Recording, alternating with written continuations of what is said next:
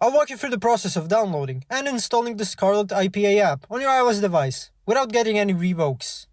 Go to the official website for Scarlet, which is usescarlet.app. Make sure your device is running the latest version of iOS. From the Scarlet website, download the Scarlet IPA file directly to your device. After downloading, allow the installation process to complete on your device. Go to Settings, General, VPN and Device Management. Find the developer profile associated with the Scarlet app and select it. Tap Trust to allow the app to run as it is from a third-party source.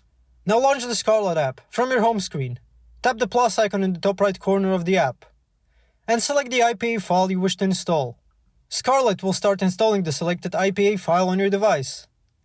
Once the installation is complete, the new app should appear on your home screen. Thanks for watching. If this video was helpful, please like and subscribe to our channel for more tips and tutorials. See you next time.